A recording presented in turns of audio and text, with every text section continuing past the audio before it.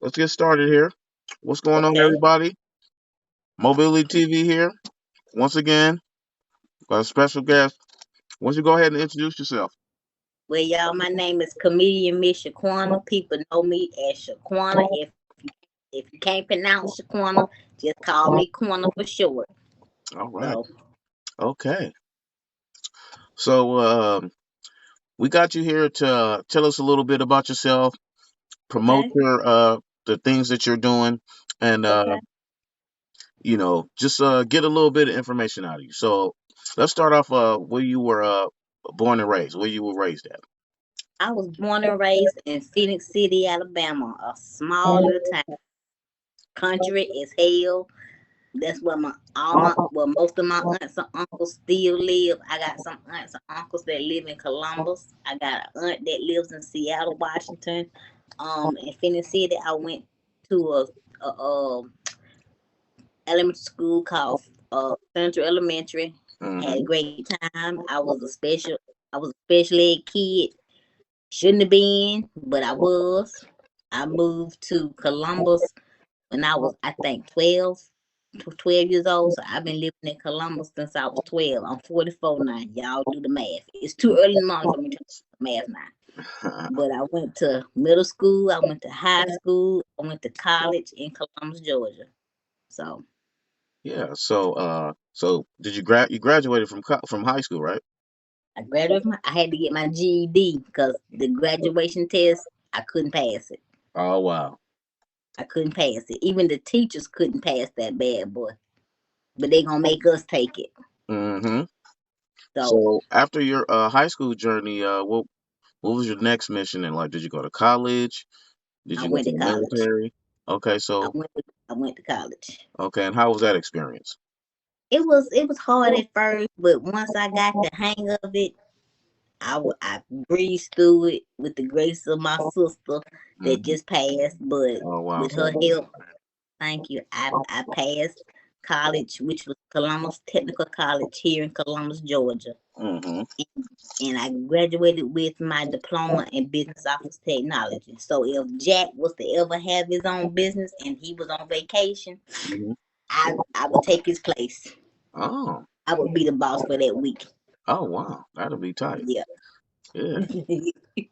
So So yeah, with you graduating from college and everything like that, you also told me that you're a comedian. So won't you tell us a little bit about how did you become a comedian and what made you become like, did that just come out the blue? Like, I want to be a comedian. Was that something in high school or how did that come about?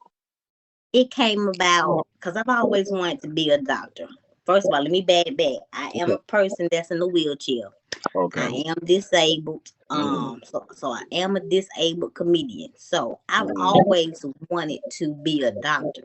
I just did not know what kind of doctor I wanted to be because I wanted to heal everybody, the disabled and the able bodied. Because comedy is music, comedians are the world's doctors. So that's what made me want to become a comedian because I wanted to be a doctor. So I talked to my sister. She said, "Well, Shaquana, why don't you get into comedy?"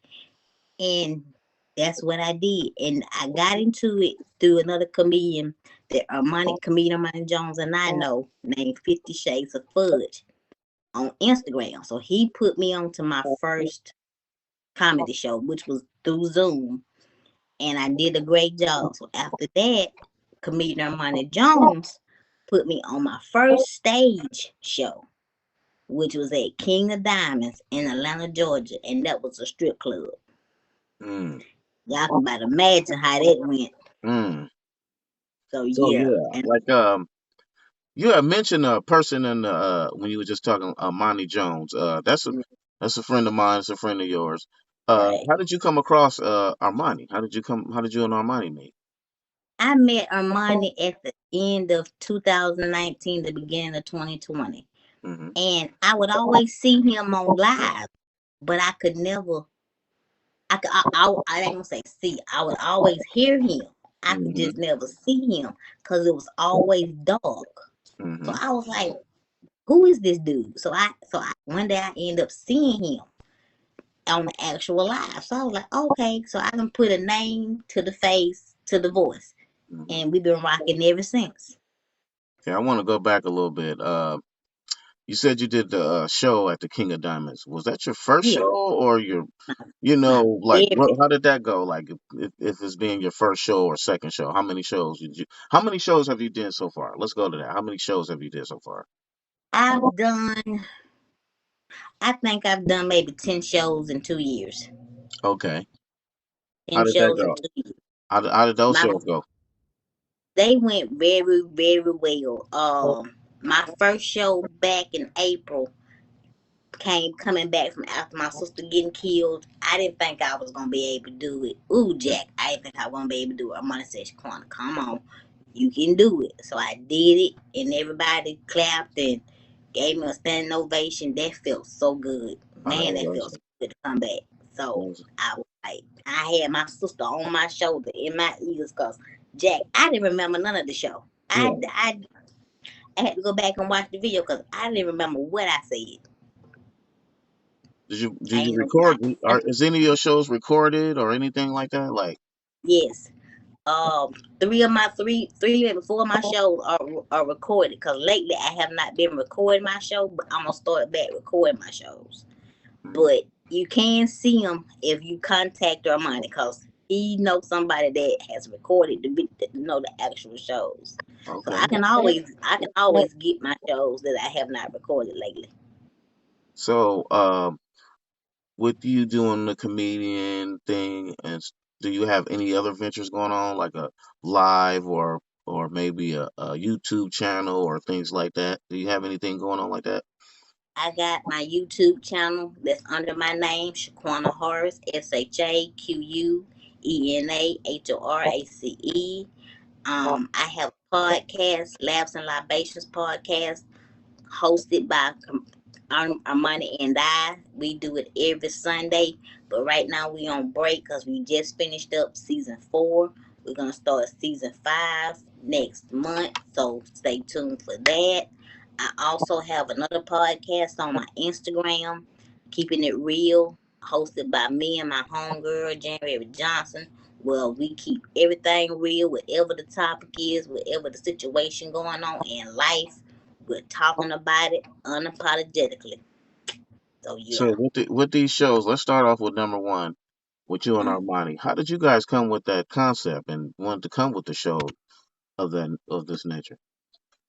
It started out on Amanda's live. Well, Yeah. we had a conversation, or he was telling stories about him being drunk or high, and I said, "Well, shoot, I got stories like that too." So we was on there telling our drunk and high stories, along with two other ladies, and so we saw how well it went. So I called him.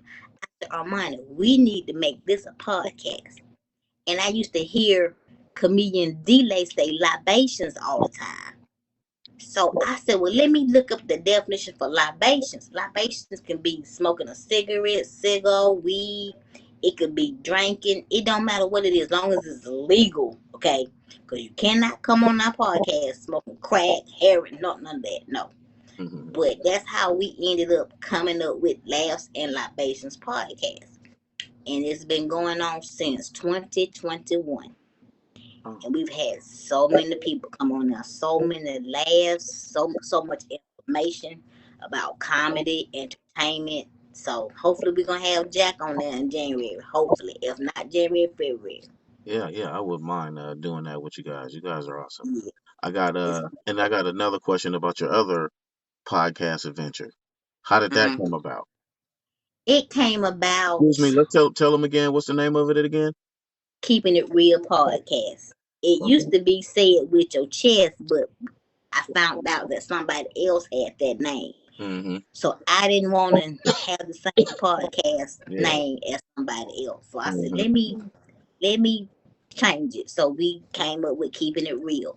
And we just been seeing a lot of stuff that's been going on in life, in the world. So and it's stuff people don't want to talk about for real because they feel like they're gonna get canceled if they say how they really feel. Yes. So we decide to talk about different topics unapologetically. We're just basically keeping it real from our point of view. Mm-hmm. And so we just try to this and that, what's going on in the world, what's going on with different people, and with ourselves. Like if something's going on with January and she want to talk about it and get it off of her chest and keep it real about it, she do that. I do the same thing. Okay. You had mentioned that something happened to your sister. You said your sister got murdered. Would you like to Yes, elaborate? Would you like to talk about that? If that's sure. The last time I saw my sister was March the 5th. The last time I talked to her was March the 6th. March the 7th, her and a friend of ours were just coming back from the store when they was ambushed. She was shot in the head, point blank, and the friend was shot multiple times in the body. We still do not know who killed them, and it was supposed to be a third victim. I was supposed to be that third victim because I was supposed to be at my sister's house that same day. So so? by the grace of God, I wasn't there. So it was just like out of the blue. What happened? How did that all occur? Like, We don't know who did it. We don't know why they did it. We just know that somebody just shot both of them, and we feel like whoever shot our friend first didn't want my sister to tell it, so they shot my sister to keep her quiet. So whoever it was had to have known my our friend. That's what it is all coming out to look like. That whoever shot this friend multiple times knew her, didn't know my sister, but knew the friend. So that's what it's looking like. But we still just don't know who did it. They thought the next door neighbor did it because he was a registered sex offender. So we a lot of stuff is just coming out each and every day or each and every month, and they're trying to piece it all together to wow, figure out what happened. wow, Yeah, yeah, that's a sad story right there. yeah. Thank you for sharing that. You're welcome. How was everybody feeling about this? Is everybody okay? The family's okay Everybody, about it? everybody's okay. Her kids are still, they're still dealing with it. Her daughter and her used to go to Walmart all the time. So it was hard for her sister to go to Walmart by herself without her mama. She would have a panic attack or hyperventilate, so she stopped going. But just recently, she was able to start going back to Walmart. So What about yourself? How are you dealing with it? How are you coping with the I'm loss? 'Cause I'm that's coping devastating. with That's it. devastating. Like compared to like natural causes, and Right, that is just like it's something. It's totally different. I can't explain it. Only right. someone like you can explain the feeling that you're going through. Cause when her oldest daughter called me, she don't ever call me. She always texts. So when she called me and she said mama, and then I heard the word murder, because the phone was like, it was like a delay in the phone call. So I had to get her to say it to me two more times. So I said, let me call you back. I went to tell my mama what the phone call was about. And Jack, when I tell you, all I could do was just grab my mama and scream, and I peed on myself at that moment because it hit me that my sister was gone. I'm never gonna see her again. So yeah, it took me it's still fresh in my memory, and I'm 1 year How long sober. ago was this? If you don't mind me asking, how long ago? It was 9 months ago when she got killed. Wow, so that's still fresh. Yes, it's still Jeez, fresh. jeez. It's been 9 months, Oh and I've my been God, sober for a year. that is so messed up. Yeah. So, and Jack, I ain't gonna lie to you.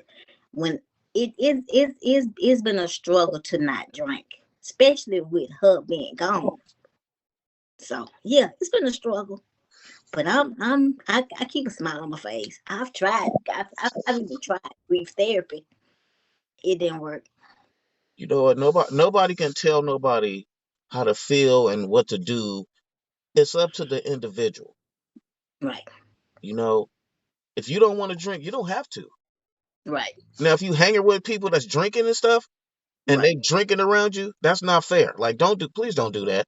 Especially Right. what you just went through. Like, you still got that monkey on your back. Right. And I'm Right. so And that's proud what. of you. I'm so proud of you. Thank You you. know, you making the right decision. You're being strong for your family. Believe it. You're being strong for your nieces and nephews. You've been Right. strong.